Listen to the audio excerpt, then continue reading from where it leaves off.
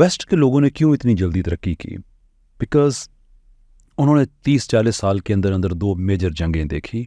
जंग से आपकी तरबियत होती है, रैशनिंग का आपको पता चलता है, आपको कम के अंदर मैनेज करने की तरबियत मिलती है। मैं जब 20 साल का था, 18 साल का था, 16 साल का था, तो अगर मैं उस 16 साल के कैसर को आज के किसी 16 साल के कैसर से कंपेयर करता हूँ, तो 20 साल पुराने या 90s वाले कैसर को वो सवाल भी नहीं पता होते थे कि ये एग्जिस्ट करते हैं जिनके जवाब आज के कैसर के पास है, या एटलीस्ट क्वेश्चन की क्वालिटी बड़ी बेहतर हो गई है। मुझे याद है कि हमने पाकिस्तान के लिए बड़ी कुर्बानियाँ दी थी 90s में, जब धमाका किया था एटमी, पाबंदियाँ लग गई थी, तो कुर्बानियाँ कुल मिला के हमने दी थी कि प्राइम मिनिस्टर साहब उस वक्त नवाज शरीफ साहब थे। उन्होंने कहा कि चाय का खर्चा पाकिस्तान को बहुत ज़्यादा पड़ जाता है, जो इंपोर्ट करते हैं बिल बहुत ज़्यादा है इसका, तो चाय पीना छोड़ दें। हमने छोड़ दी। उन्होंने कहा पान वगैरह भी ना खाया करें, ये भी बड़ा महंगा पड़ता है इंपोर्ट का, पान छोड़ दिया।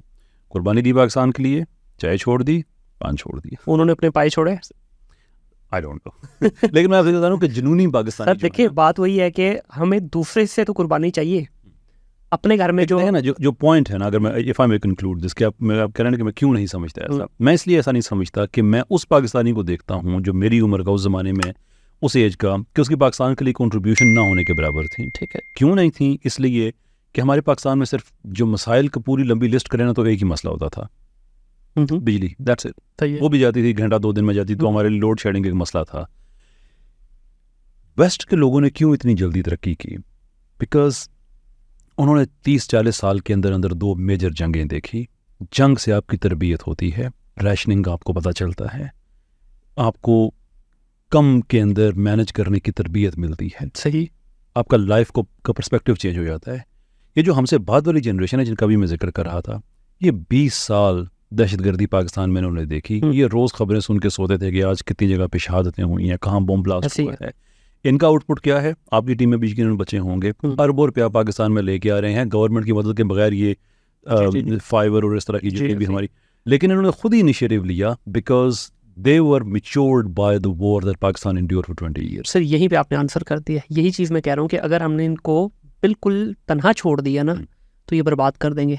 आज से 3 साल पहले वो 12वें-13वें नंबर पे थे, आज हम 3रे-4थे नंबर पे बैठे इंटरनेशनली। ठीक है, लेकिन जितनी तेज़ी से हम ऊपर आए, इन बच्चों को किसी ने समझाया नहीं। वो मोटिवेशन तो दे दी, मोटिवेशन के पकौड़ों की प्लेट सामने रख दी, लेकिन प्रैक्टिकल नहीं थी। अब उन्होंने ही फ्रॉडुलेंट एक्टिविटीज़ के अंदर अपने आप को इन्वॉल्व कर लिया। अब जितनी तेज़ी से हम ऊपर आए थे, उतनी ही तेज़ी से हम बैन हो रहे हैं। दुनिया के जितने बड़े प्लेटफॉर्म है उन्होंने हमें बैन कर दिया है। ठीक है, तो कहीं ना कहीं मैं ये समझता हूँ कि इनको कोई सुपरविजन चाहिए, इनको कोई एजुकेशन चाहिए, इनको एक सिस्टम में हमारे थोड़ा सा तब्दीली चाहिए। अब जिस तरह अभी गवर्नमेंट ने एक इनिशिएटिव लिया, कोशिश कर रहे हैं, अल्लाह करे कामयाब हो जाए इसमें, कि वाइज या बाकी जितने बैंक्स हैं उनके साथ नेगोशिएशन करने की कोशिश कर रहे हैं। फिर दूसरी एक फेवर देने की बात की जा रही है कि फ्रीलांसर्स की जो इनकम है, या इवन जो यूट्यूबर हैं, कंटेंट क्रिएटर हैं, इनकी इनकम को भी IT के साथ मुंसलिक किया जाए और टैक्स फ्री किया जाए।